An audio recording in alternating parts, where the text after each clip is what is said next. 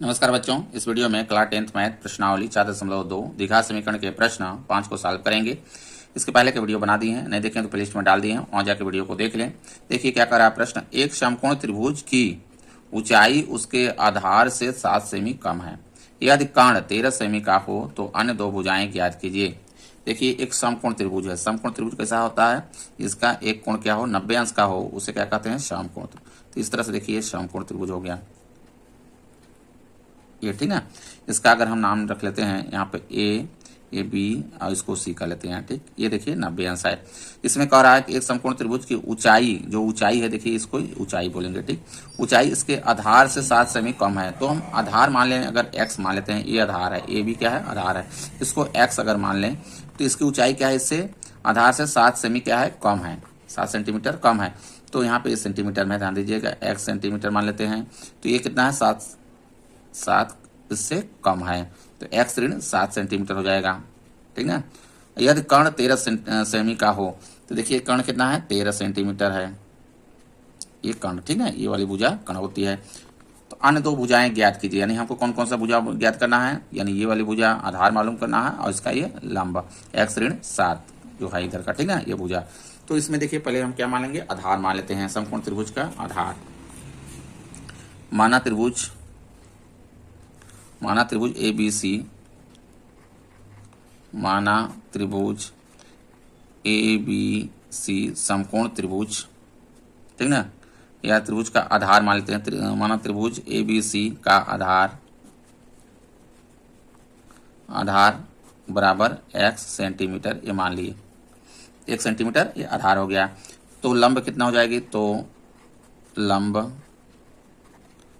यानी B C जो है, लंब हम दिखा भी देते हैं कि बी सी बराबर कितना हो जाएगा, एक्स ऋण 7 सेंटीमीटर। अब कर्ण कितना दिया हुआ है, कर्ण यानी एसी, कर्ण एसी बराबर 13 सेंटीमीटर ये दिया हुआ है। तो इसमें देखिए ये समकोण त्रिभुज है, तो इसमें हम लगा देंगे पाइथागोरस प्रमेय, ठीक है। पाइथागोरस प्रमेय लगा के इसको सॉल्व करेंगे। तो त्रिभुज ए बी सी में पाइथागोरस प्रमेय से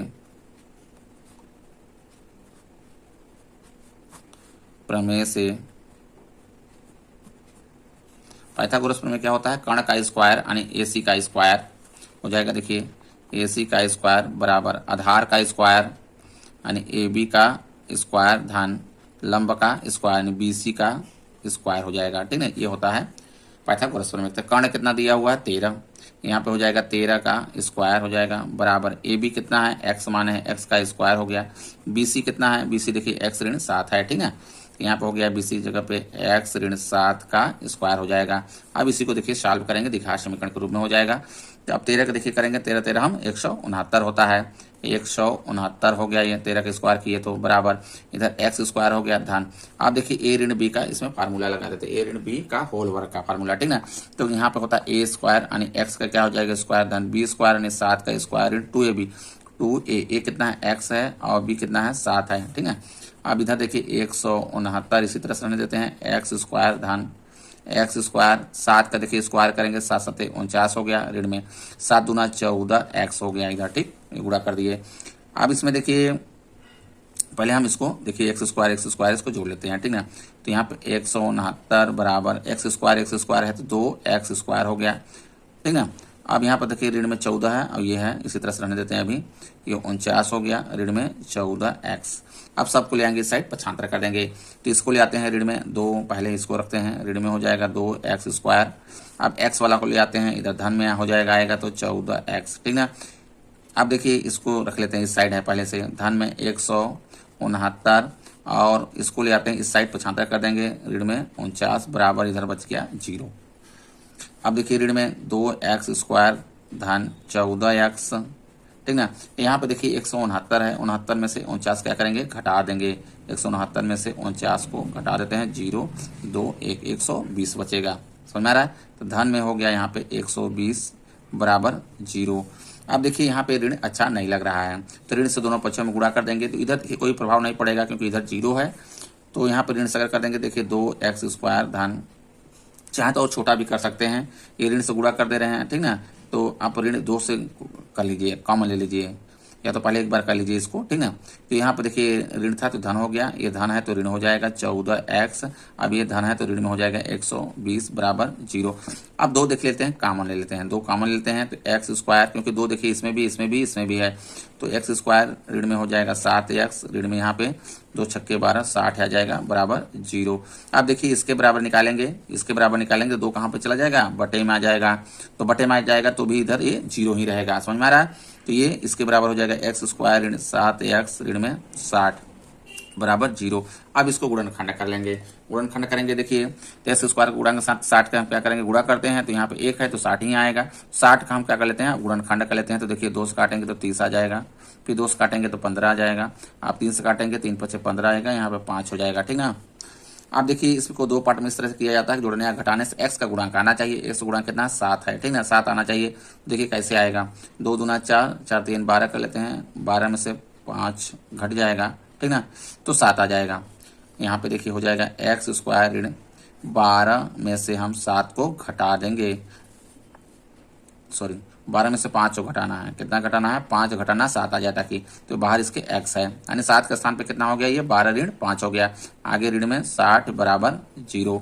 अब देखिए ब्रैकेट्स को खोल देंगे, एक्स स्क्वायर यहाँ पर ऋण है तो चिन्ह देखिए सब बदल जाएगा अंदर का, तो 12x हो गया, ये धन में हो जाएगा, अब ये 5x ऋण में 60 बराबर 0।